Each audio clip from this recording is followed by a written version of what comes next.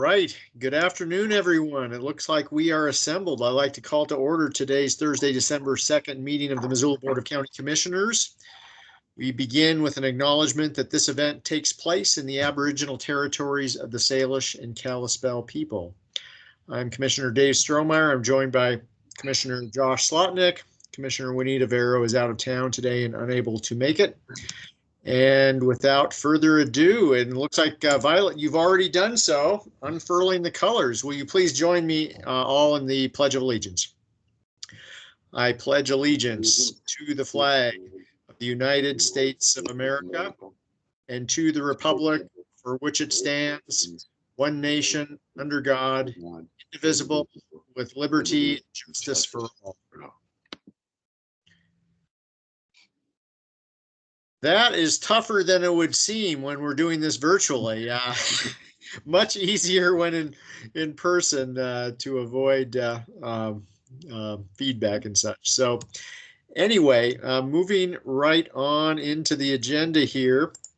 And just by way of some preliminary mechanics, some of you are old hands in attending these meetings. Some of you who are visiting with us today might be new to this format. So if at any point in the meeting where we call for public comment and you have comment, if you're on Microsoft Teams, please use the raise hand function and I will call on you in the order in which you raise your hand.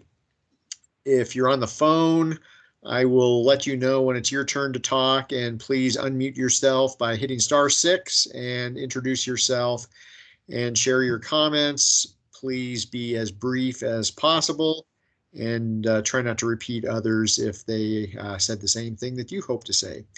So are there any staff announcements or public announcements that we need to discuss at this point in time? Okay, if not, is there any public comment on items not on today's agenda? This would be your opportunity to comment on anything other than what we have listed on the agenda already. If that's what you're here for, we will call on you at that point to offer comment. Okay. Seeing none. Our current claims list for the Board of County Commissioners Office, and these would be claims received as of October 27th through November 19th of 2021, total $5,330,622.78. We have 3 formal public hearings today, and the first one, which I will open, is related to Missoula Rural Fire District annexation petitions. Patrick, are you with us, and would you like to introduce this? Yes, I'm here. Hello, my name is Patrick Fort, and I'm with the Clerk and Recorder's Office. And our office has received 2 petitions to annex land into the Missoula Rural Fire District. The first property is legally described as parcel B2 of Certificate of Survey 6769. And it is located in Section 26, Township 13 North, Range 20 West. And it's more commonly known as 1380 Kenwood Drive, Missoula, Montana 59804. And the second property is Tract 1 of Certificate of Survey 6553, located in the southwest quarter of Section 7, Township 13 North, Range 20 West. And this property is more commonly known as 3099 Big Flat Road, Missoula, Montana 59804. These 2 petitions have been signed by the property owners who represent at least 40% of the acreage and 40% of the taxable value of the properties to be annexed. And a notice of hearing for the petitions has been published twice in the Missoulian. The petitions were submitted to our office as 2 separate petitions and should be considered independently, but a motion to approve or deny can include both petitions. Oh, Dave, you're... Yes, I am, in fact. Are the petitioners or property owners who are petitioning present here today? Not that I'm aware of. Okay, very good. Is there any public comment on these 2 petitions? Okay. Josh, any questions? Yeah, thanks.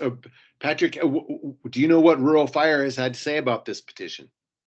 Yeah, they signed off on the petitions before they were sent to our office. So as far as I'm aware, they're in favor of these. All right, well, Dave, that would be good enough for me.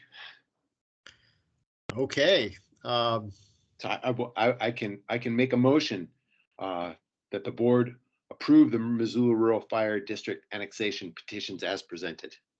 I will second that motion. Any further discussion? Seeing none, let's go ahead and vote. All in favor? Aye. Aye. Okay, those petitions are approved. Thank you, Patrick. Thank you, Thank Patrick. you. Our next public hearing is on the proposed Alexander subdivision, and we will begin with a staff report from Tim Worley. Good afternoon, commissioners. I'm Tim Worley from CAPS, and this minor subdivision before you today is the Alexander subdivision, which is a proposal coming from Robert Alexander, represented by IMEG.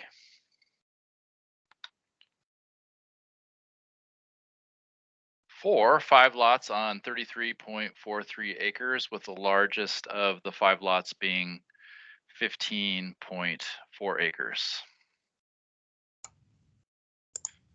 The subdivision is located in Frenchtown. This is the 33-acre property here, right next to the state park, or fairly close to the state park, and immediately west of Frenchtown High School.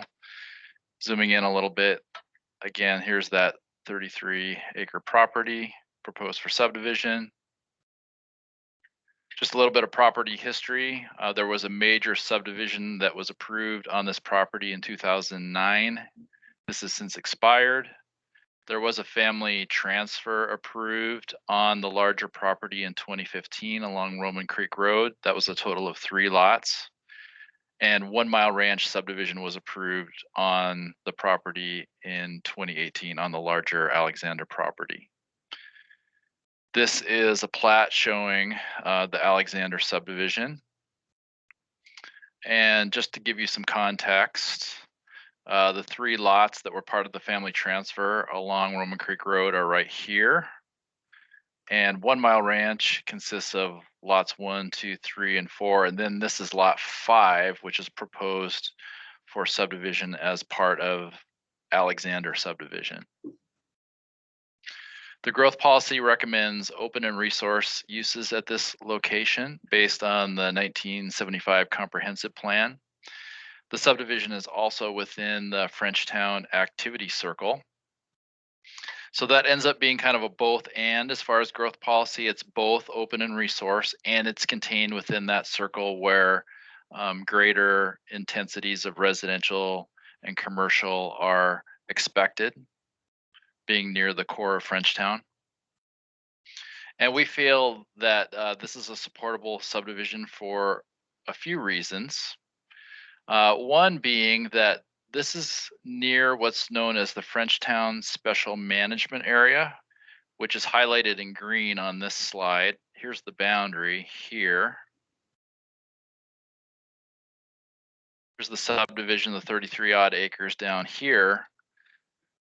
Anything within that green boundary is not really dividable because of the special management area designation, which limits lot divisions because of water quality issues.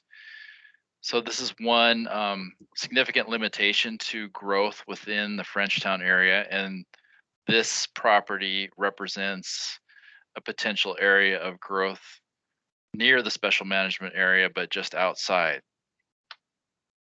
Some other growth limitations in the Frenchtown area include floodplain south of the interstate, and then steeper forested lands north of the valley itself. So there's actually somewhat limited development opportunity. These are a few of the reasons we feel that this is a supportable project. And I should mention this is an unzoned location. If folks could mute themselves, that'd be great. Thank you. Just some other rationale for support of this residential subdivision. It ends up being within 1.5 miles of a small bank, a dentist, a small scale grocery store, Frenchtown's post office, emergency services, and Frenchtown's interchange. This property does have somewhat of an agricultural history with the raising of alfalfa and winter wheat on the property, although that's waned over time. The larger lot that's being created, the 15+ acre lot, is intended for some level of agricultural protection. And that's this lot here that's kind of in this patch. One requirement that the developer has put forth in the covenants is that all home sites must be within 300 feet of either Alexander Road, which is the existing cul-de-sac road that was built for 1 Mile Ranch, or the home has to be within 300 feet of Roman Creek Road. And part of the rationale behind that is to keep a home from being centrally sited on this largest lot, leaving the most potential contiguous acreage for agriculture should somebody choose to farm. The covenants also provide for establishment of an irrigation cooperative, which would allow for distribution of Frenchtown Irrigation District water to each of the 5 subdivision lots. The cooperative would also establish facilities for physical distribution of that water. And this is a voluntary cooperative. It's not something that with the approval of this subdivision that would be automatic, but there's a mechanism for making it happen and establishing facilities to distribute water. All the roads related to the subdivision meet county standard. We have Rowan Creek Road along the western edge, which is a county standard paved road. Of course, Frenchtown Frontage Road, which was reconstructed a few years ago along the southern edge. And then Alexander Road was a cul-de-sac road constructed to serve the 1 Mile Ranch subdivision. It's also going to be used for this subdivision. One significant condition that we're recommending is that Lot 1 will need an access easement, and Lot 1 is in the southwest corner of the subdivision here. The proposal is to have Lot 1 share access with the property immediately to the north that's outside the subdivision. Therefore, a separate easement will need to be recorded for this off-site property. We're also recommending a maintenance agreement for that shared space, that access onto Roman Creek Road. So other conditions encompass typical plat statements and restrictions such as RSID waivers related to non-motorized facilities and public water should it become available. Access restrictions that focus access onto Alexander Road from Frenchtown Frontage Road. And also the placing of fire sprinkler language actually not only within the covenants where it exists now, but also on the face of the plat in accordance with the subdivision regulations. We're also recommending water use restrictions, which the developer has agreed to in working with DNRC, that those restrictions be placed in the subdivision covenants before final plat. That's pretty much it for Alexander subdivision. Staff recommends approval, and I believe that IMEG and Robert Alexander are on the call. I will be available if you have any questions, commissioners. Thanks, Tim. Thank you, Tim. Would the applicant or applicant's representative like to present or share anything? Yes, this is Paul Forsting from IMEG. I'm sitting here in my office with Buzz Alexander, the property owner and applicant for the project. And then online also is Anna Vickers. She's a planner here at our office that helped with the application. Thanks, Tim, for the nice detailed staff report. We appreciate the all the findings, facts that support our project, and we appreciate the recommended condition of approval. We think this is a good spot for homes. Buzz has some history with the site, and he's going to tell you about that here in a minute. But just kind of from an overview, we think it's a good spot for homes. There's a trail that along the Frenchtown Frontage Road where folks from this subdivision can walk right to the high school or to the pond, the recreational state pond. The frontage road has been upgraded, so it's in great shape. Our road is existing. So for that reasons, we think it's a good spot for houses. And we don't have any problems with the conditions of approval. So we, I guess we appreciate hearing your comments on the project, and we're available. Well, I'm available for comments. I'm going to pull up a PowerPoint that Buzz wants to provide. Would it be possible to share the screen? Yes, we will make you a presenter. All right. Let me, 1 second, Buzz. It should work now, Paul. All right, perfect. And do you know how to just watch the slide? There. That one right there. Yeah. All right, Buzz, you're live. Nope. Okay, I guess I got it. Can I go full screen? I can try to help you get it full screen. Oh.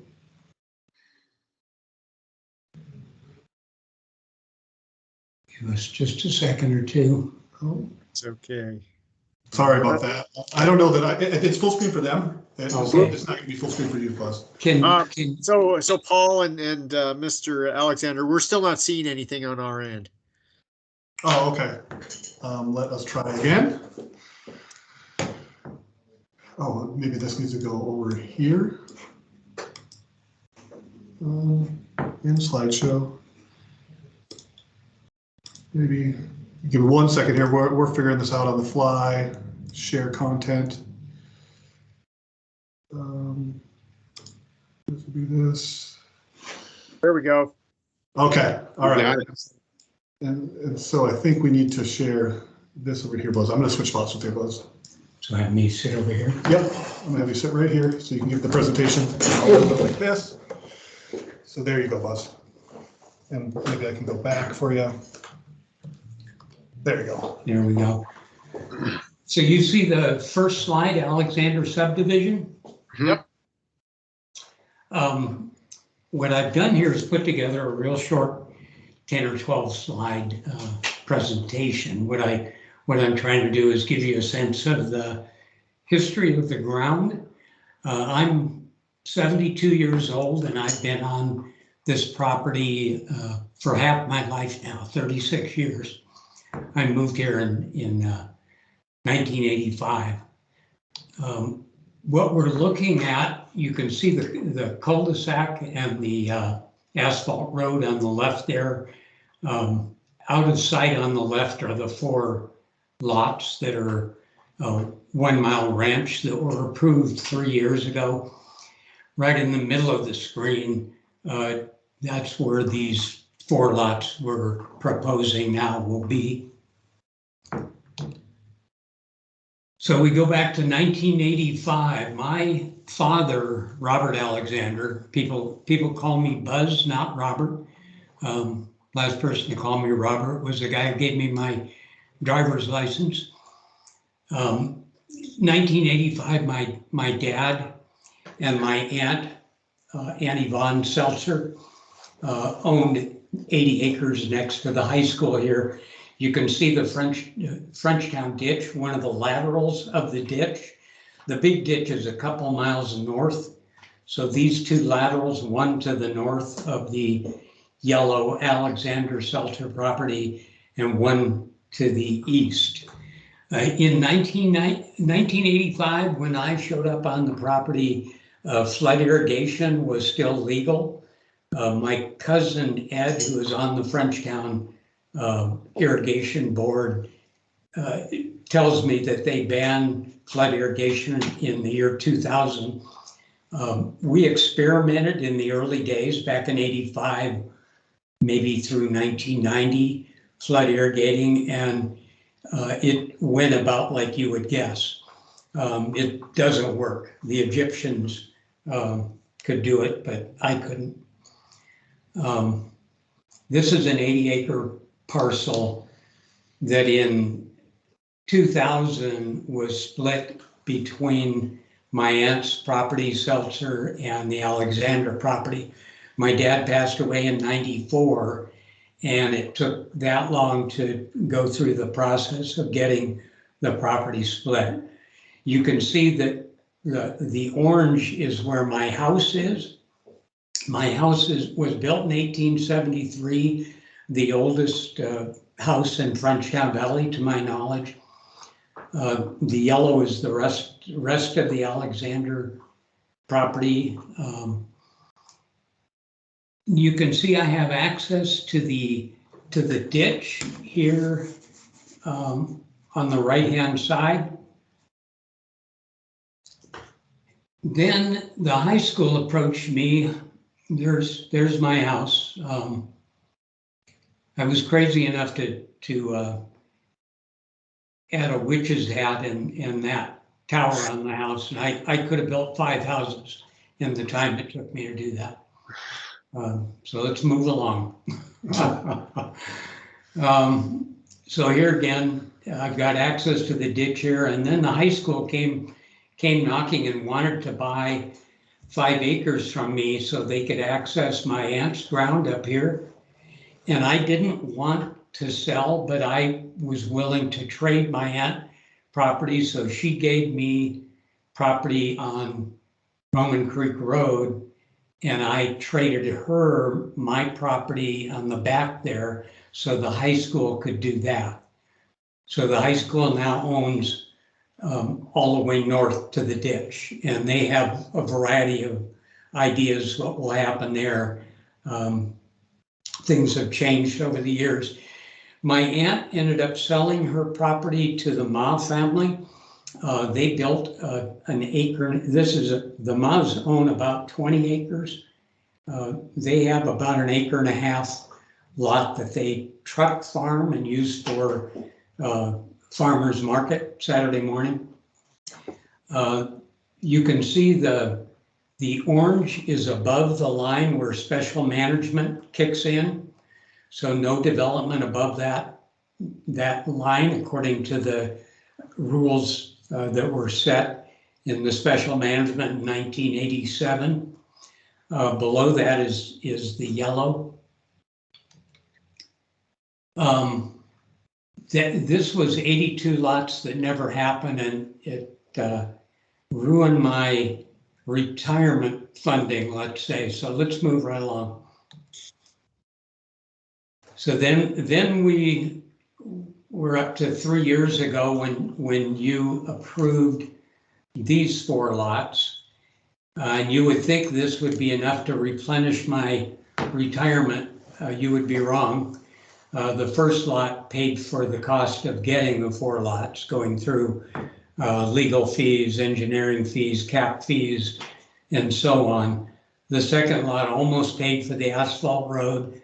The third lot finished paying for the road, paid for pulling out overhead lines that were to my house here and putting underground power to my house. And the fourth lot I'm using right now, this very day, paying Paul to be here with me and to talk with you folks. What we're proposing, we're now up to 2021. The green is what we're proposing with a bigger lot, 2.5 acres, and 3 smaller lots. I'm hoping in the future to have an irrigation system set up, and I'm likely going to hold back the sale of the larger lot until I built a pump house and got that whole irrigation co-op going. A little bit about the irrigation of this property. For the years roughly 2000 through 2018, my cousin Ed farmed the property. He lives over here, and we put in a 4-foot culvert in this ditch and gravel, and built ourselves a bridge so he could bring his tractor and various implements across here without going on the frontage road. That's kind of cut off now with the high school, and obviously when there are kids in here, they aren't going to want any tractors running back and forth. So back around 2000, my cousin installed a 25 horsepower pump on Ed Richardson's property north of the ditch, and he put an 8-inch main line above ground all the way to the end here, and then had high school kids moving landline, which was a nightmare for him over the years. it became harder and harder to find high school kids that were willing to show up and do that work. And also, I think we had about half a dozen times where people ran over his main line, which doesn't really help with irrigating. What I'm proposing is a pump house, hopefully on my property, but it might have to be on the edge of the Ma's property and on the ditch. A third location would be right here on Roman Creek, but I'm concerned about vandalism if it's located here. So option 1 is here on my property. Option 2 is on the ditch here. Water would be pulled from the ditch and pushed to all these lots. And then in the future, I hope to come back, and you'll see if I switch back and forth between the prior slide and this slide, you'll see the orange getting larger down here where I'm adding property there, and I'm taking away this appendage and adding it to the yellow. And my hope is that there will be several larger lots, 3 to 4 to 5 acre lots that will finish out my irrigating, my subdividing days. I intend to live out my days without subdividing this at all. And with irrigation, I can turn it into Butchert Gardens Butchert Gardens East. If you've ever gone to Butchert Gardens, you'll know what I'm talking about. And there again is the property we're talking about. All right, that's the end of our show. Put it back here. And we would not even need to take a watercraft to get to this Butchert Gardens. So that's right. Anything else, Paul? No, that's it from us. Thank you so much. Okay, thanks, Buzz and Paul. That was a great presentation and good historical perspective. Is there any public comment on the proposed Alexander minor subdivision? Any public comment? Okay, seeing none, we'll close the public hearing. Josh, any questions? No, but thanks for all the information, and I appreciate the forethought on irrigation, and thanks for the history. Yeah, I can't underestimate how much it is appreciated to put it in perspective, both in terms of the history of the property and then also your future vision. That's super helpful. Okay, well, I guess if there are no questions, Josh, you have a motion? Yeah, I'm ready to make a motion. I move that the Alexander subdivision be approved based on the findings of fact and conclusions of law in the staff report and subject to the recommended conditions of approval in the staff report. I'll second the motion. Any further discussion? Seeing none, let's go ahead and vote. All in favor? Aye. Thank you guys for coming by today. Thank you, Paul. Thank you. Buzz. I appreciate it. Thank you. All right. Goodbye. Okay, moving on to our next and final public hearing. This would be on a request to approve the West Point Phasing Plan Extension Modification and Plat Adjustment. Bailey, do you have a staff report for us? I do. So hopefully I just shared my screen. Can you guys see my PowerPoint? Yeah. Perfect. Yes, okay. Wonderful. Okay, so let's go. So this is regarding the West Point subdivision. It's, as the Commissioner Strohmeyer mentioned, it's a phasing plan modification, an extension, and then a plat adjustment. So a 3-part thing.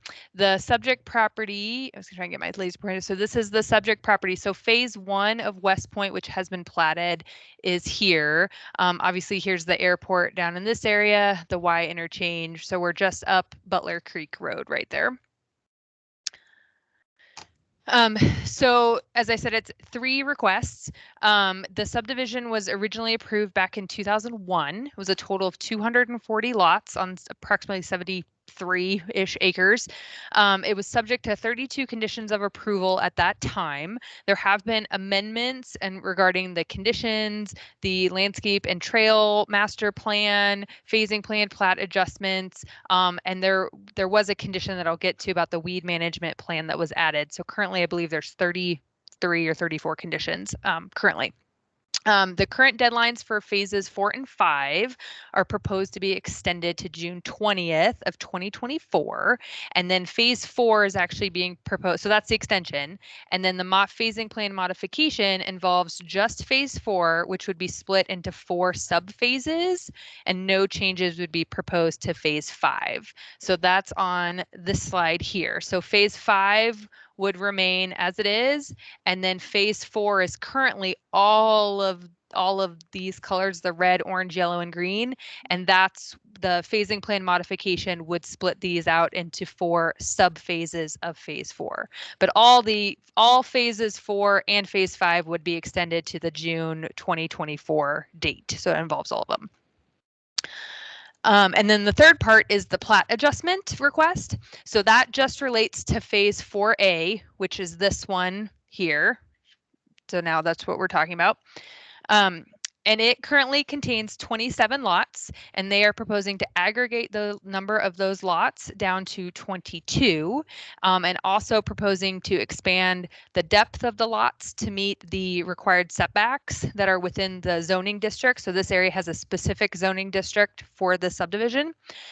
It would result in an overall decrease of common area around 8,400 square feet. The total needed under the subdivision regulations is 8.11 acres, but the total parkland dedication that was approved with the subdivision is over 35 acres. So of the 35 acres that was approved, they would be removing 8,407 square feet. And so they are well exceeding still the required amount of parkland that would be needed to meet the subdivision regulations. So this is their proposed plat adjustment. The red lines here, those are the current preliminary plat, and this is again not final. This is preliminary plat. So the red lines are the current lot proposed locations, and the blue lines are what would become the proposed plat. If the plat adjustment is proposed, that's what they're doing.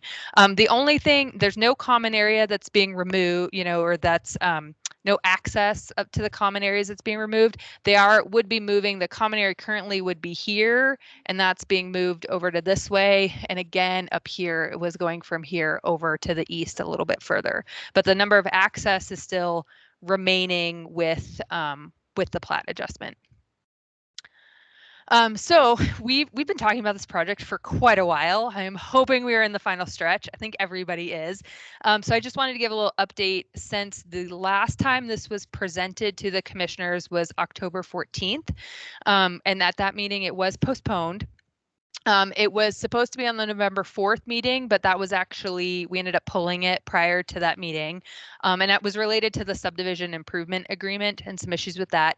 So that was finally modified and ultimately approved by the commissioners before Thanksgiving on November 23rd. And so that subdivision improvement agreement included all of the trails and fitness stations associated with phase 1 and the trail between phase 1 and Gooden Lane. And that was important because one of the conditions to approve, or the criteria to review a phasing modification as well as the plat adjustment is that all required improvements for previous phases have been either met or have been secured with a financial guarantee. So that was why we had to wait and postpone it, was to get this subdivision improvement agreement figured out. The other comment that we've been getting comments on from the neighbors is about the weed management plan. And that condition, it was added in 2006, I believe, or 2009.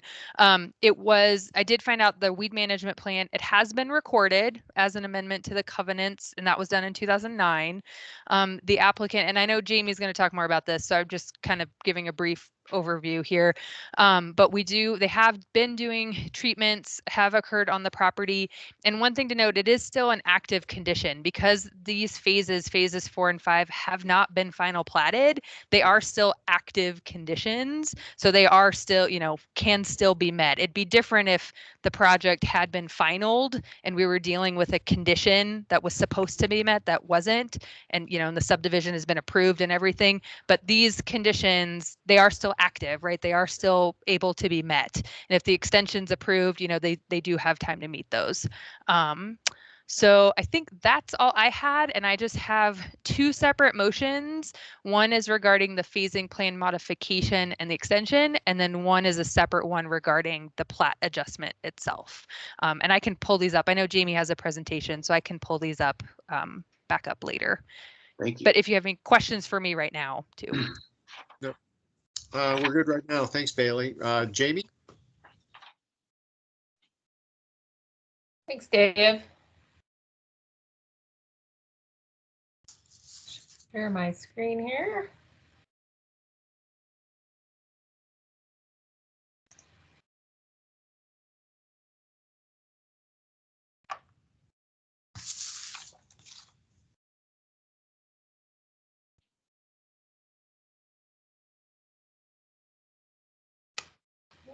I'm just seeing a black screen, Jamie, just so you know. Black I don't know screen? if anybody. Okay. Oh, there it goes. Nope, it finally popped up. It just took a while. Perfect.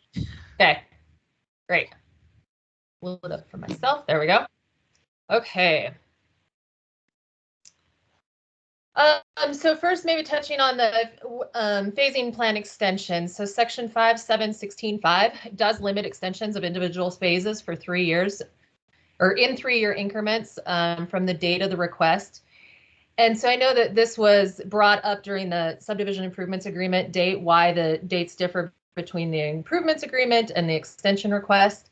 And the reason being is that the extension request was made back in June. And as Bailey noted in her slideshow, we have had to continue this hearing from June until now. So that is why there is a little bit of a difference in those dates there.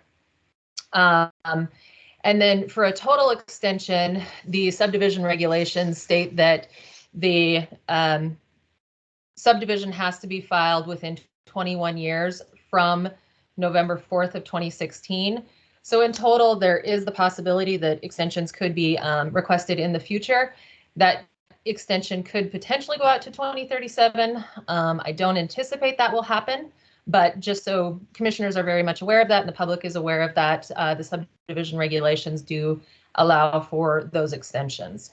The extensions that we are requesting out to 2024 is in part due to the trail and landscape design amendment that we are going to go through.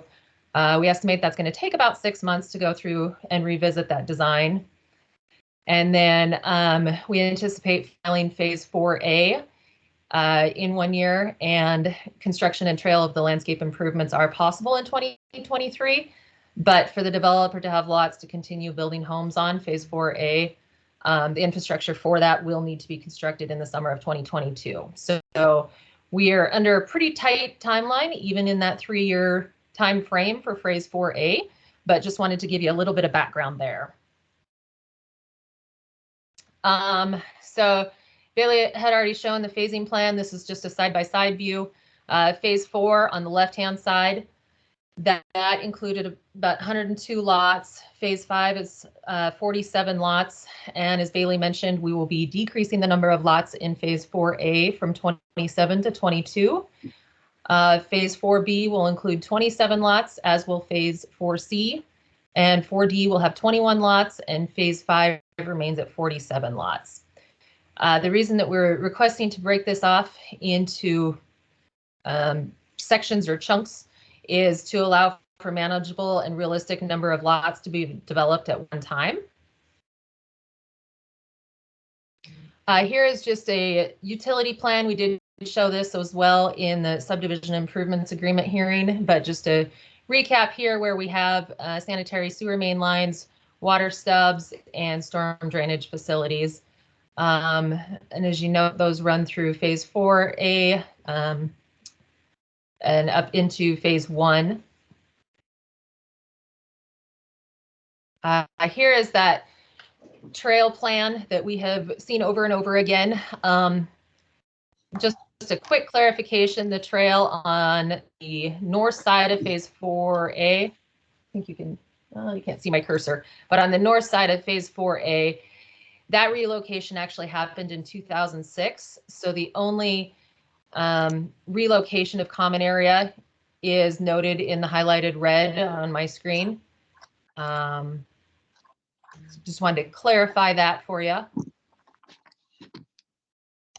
I just wanted to show a few slides of common areas that have been completed, and I should say partially completed for this area. This is south of lots 19 and 20.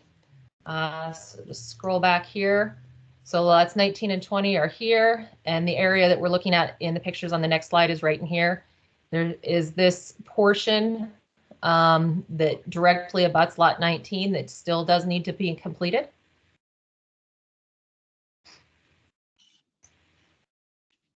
Here's some additional common areas. This first picture here is at the entrance of the subdivision. And then this here is obviously between housing units in phase 1. And here is a little bit more on that weed management plan, showing that it was recorded in 2009 by Howard Seal. It might be hard to see on this screen, I can't tell. But this plan is for the maintenance of all common areas as shown on the West Point subdivision plat and any unplatted undeveloped lots. So any changes to this plan do have to be approved by the governing body. This was, I believe, the very first weed management plan that was developed in Missoula County. It was a directive, I believe, from Gene Curtis, if I remember correctly. And so weed management has been an issue for this subdivision for quite some time, though I do feel that the developers are taking control of the weeds and trying to get them under a management plan. This slide here, the picture is of the biocontrol that the developer has been doing, and by biocontrol, that is releasing insects to control the bugs. And so that started in 2016. Other mechanisms for weed management include hand pulling, mowing, grazing, and herbicides. And we do have receipts from the developer from 2015, 2020, and 2021 for herbicide applications.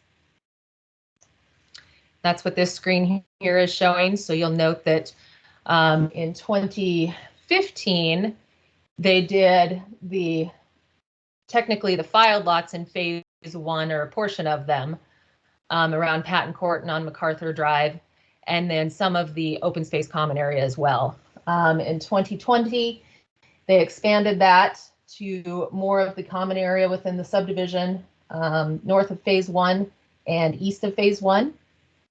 2021, again, another application of herbicides.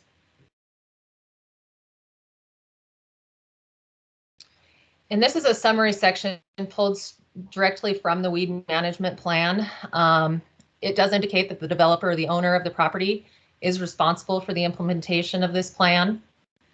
The developer and the association are to form a vegetation management committee to assist in this implementation. And my understanding from talking with the client is that this was created, though it was created just this year.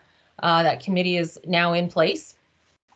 And for the properties that have not been sold, the developer is responsible for implementation of the plan. The West Point Homeowners Association will establish a budget for yearly implementation of this plan for common areas that have been platted and provide for a proportional assessment of lot owners for the developed lots and the developer of undeveloped properties. It does also indicate that the plan should be reevaluated annually or as needed by the property owner and the association and the weed district. The committee is also responsible for seeking active cooperation from the neighboring landowners and local agencies to ensure efficiency of the vegetation management efforts. For properties that have not been sold, the developer is responsible for the implementation of the plan. So not sure, just from talking with the neighbors, if contact has been made with the weed district, excuse me. But that is certainly one recommendation that we are making to our clients. Though following up on that, we do know that they have been in contact the last 2 years with Weed Busters Biocontrol. This, in the next few slides, are excerpts from an email that we received from Weed Busters Biocontrol. Would like to make special note that they say that they have done just about everything available for the weeds that have bioagents, and the best thing they can do is to let them keep working. Weeds on the property include knapweed, leafy spurge, Dalmatian toadflax, and Canadian thistle. And this was from 2020, as the slide notes. And then in 2021, I'd like to note that even though there are still weeds, the bugs are doing a great job. As we saw, they are doing spraying on the property as well for the herbicide. And if it wasn't for the insects, Weed Busters believes that the weed complex of spurge, knapweed, and toadflax would be about 3 feet high across most of the property. So while there are still weeds, they are being managed and not taking over the property. Weed Busters does encourage them to pay special attention to the chemical control that weeds do not have for biocontrols. And so I take that to mean continue with the herbicide spray.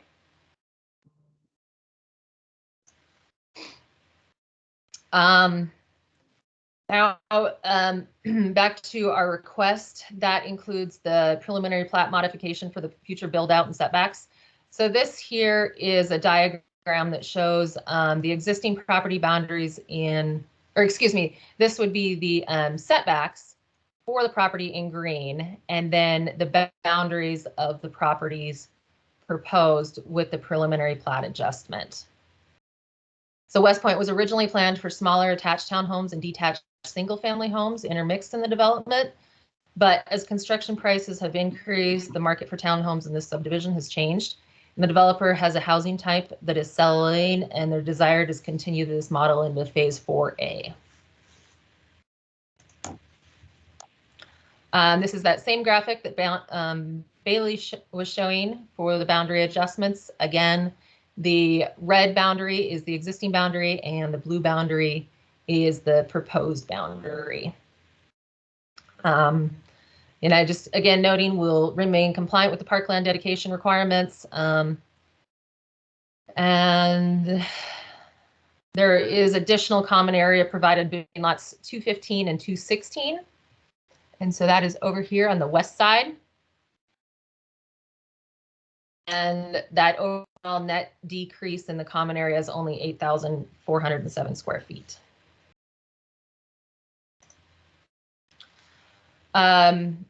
One thing that I know is important to emergency services for any subdivision is access to 2 ways in and out. So primary access is off of MacArthur, access via Butler Creek Road. There is an emergency access that is shown here in gravel that was approved with phase 1, and that will continue to allow that emergency access. Public Works, though, has asked us to abandon the access at this point. Oh, sorry, you can't see my pointer, but access the approach onto Gooden Lane on the west-hand side and tie in the emergency access to Grant Way, which is the proposed road with phase 4A. So just wanted to make sure that that was clear, that we are still providing that, and that is second emergency access will be maintained. And that is all I have for my show. All right, thanks, Jamie. Ryan, did you have anything else that you wanted to add?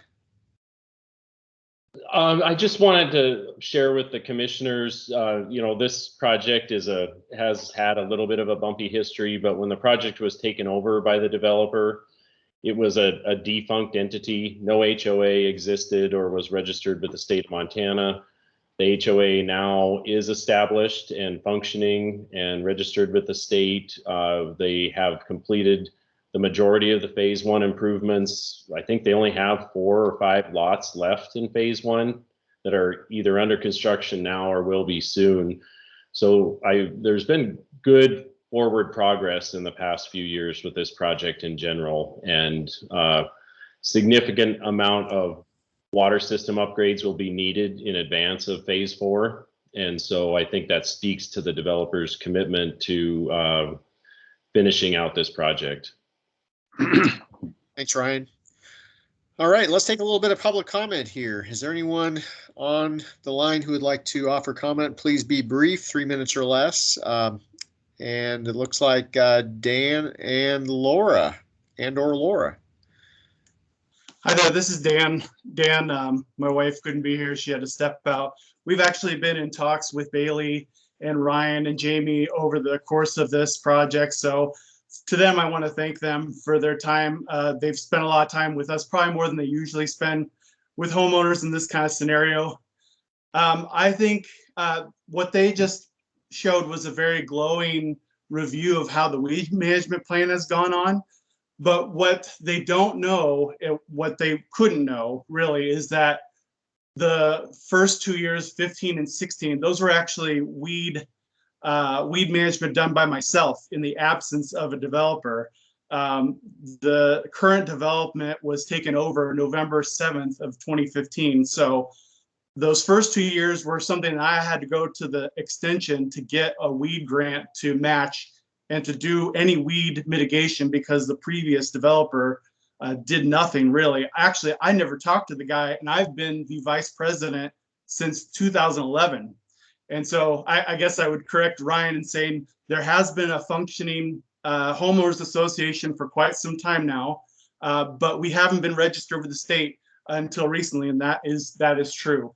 I would say that all this stuff sounds really glowing, but in item number 33 of the master list that says that the weed management plan shall be reviewed and approved by the county weed district and OPG, I guess Office of Planning Grants, shall be appended to the covenants and filed and implemented prior to additional building permits in the subdivision.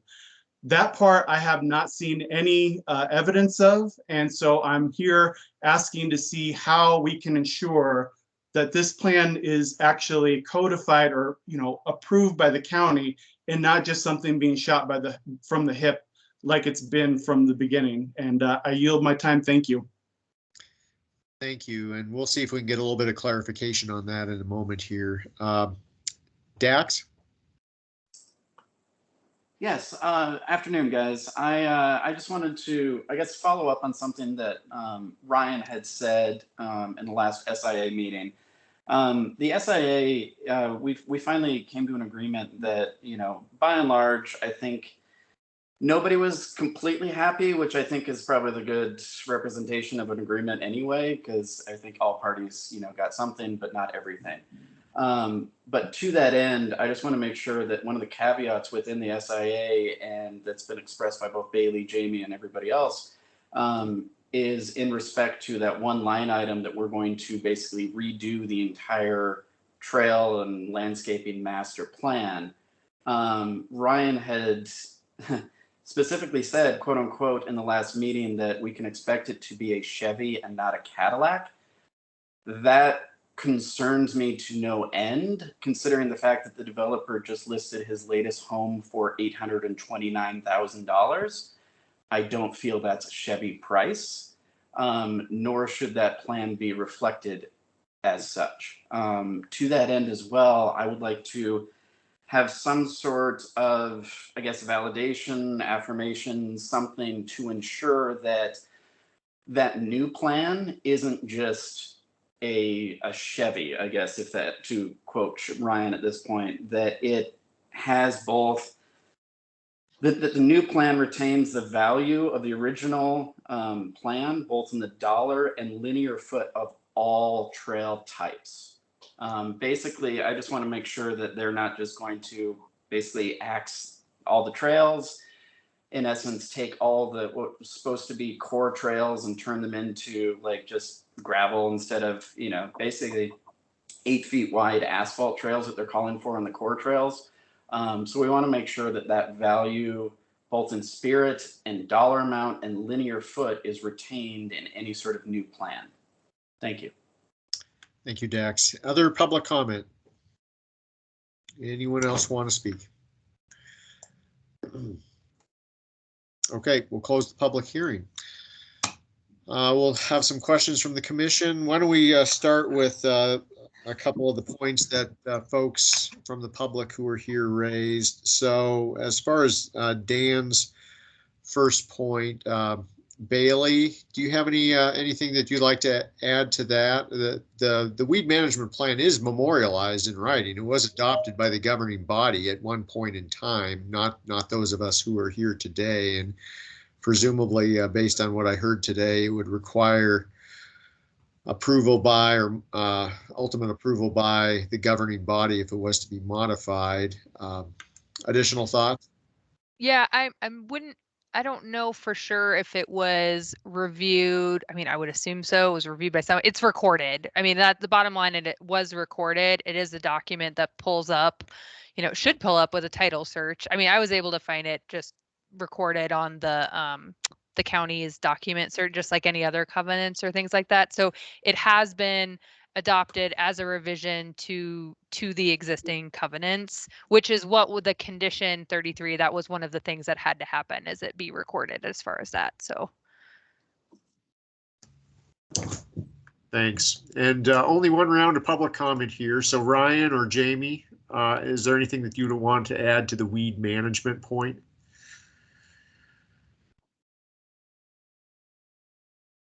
No, I don't. Maybe the only. Oh, Go ahead. Go ahead, Ryan. Oh, I was no. going to say, the only the only recommendation that I think I would make is to our client that they do contact the weed district and see if they have any other recommendations for weed control, but they are actively mitigating the weeds. It's not a removal of weeds, it's a management plan. And let's go on to the second question. Anything that you would like to add, Ryan or Jamie, relative to trails and such? That we will work with parks and the neighbors, Dave, in regards to the trail. We will do an equivalent plan.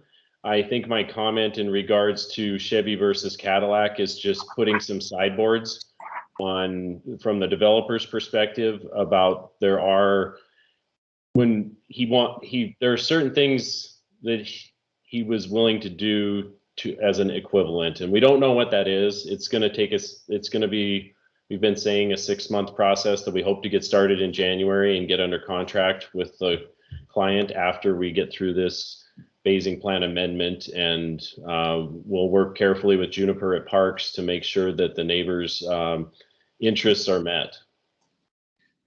Thanks. And Dave, I'll make one comment on the trail plan too, just so everybody is aware. It is a requirement of the subdivision, so it would have a public process similar to the plat adjustment. So we have a section, it's 5.8, it's adjustment to preliminary plats and related documents. And so a revision to that plan would go through the same process at the plat adjustment, and that does require legal notice and and that type of notification. So there would be a public hearing that would occur with that, just like the plat adjustment today that we're looking at. So just so everybody's aware of that. Thanks, Bailey. That's really helpful, Bailey. Josh, do you have any additional questions? No, Bailey pointed at something I was just wondering about. So I appreciate that.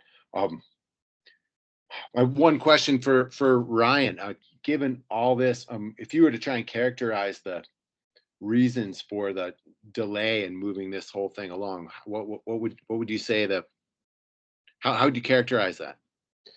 As far as the progress of phase 1, Commissioner, or in regard, part of it is it was a defunct subdivision, went through a bankruptcy, and then that I believe the original developer, Buddy Seal, died at some point, and then it went to the bank for many, many years. And then this project was sold in a sheriff's sale at the courthouse steps is when it changed hands. And then there was a couple of years of trying to determine, what the market would bear. And fortunately, between 2015 and say 2019, Missoula housing market changed significantly, and there was an uptick in demand. In regards to the improvements in the SIA, most of that is construction sequencing. In this phase 4, there's underground sewer lines that need to go in. There's water main extensions, and really the biggest one is the mass grading efforts are not insignificant on this property because it's pretty steep.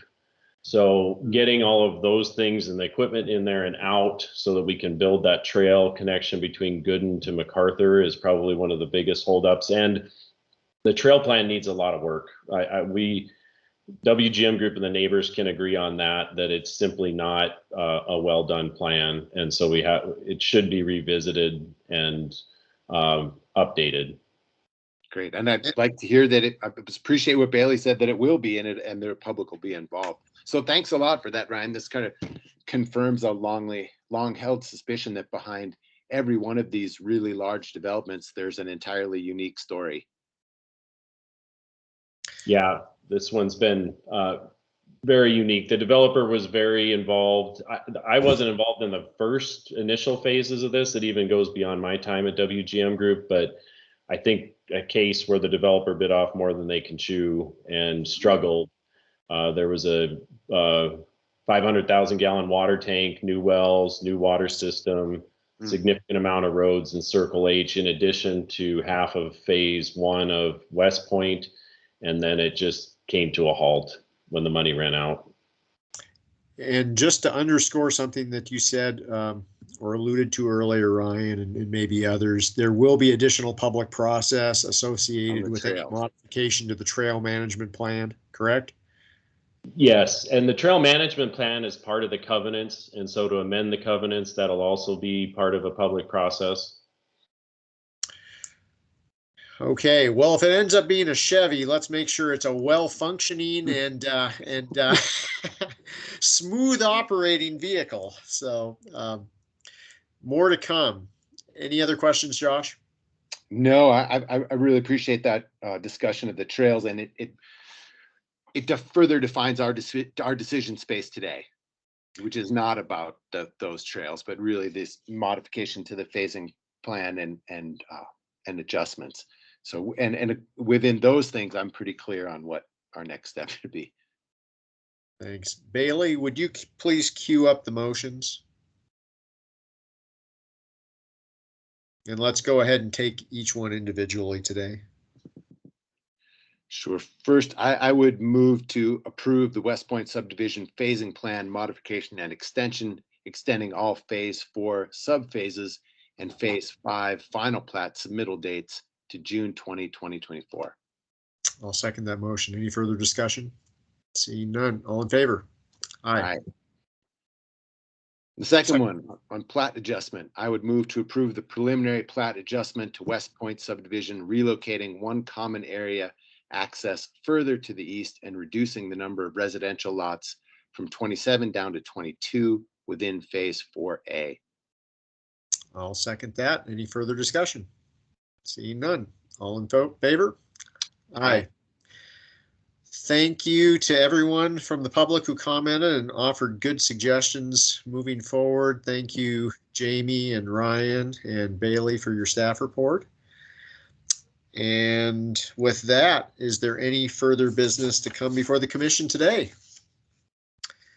Seeing none at 3:04 p.m. Nicely done. We adjourn. Thanks, everybody. Thank you. You. Goodbye. Thank you.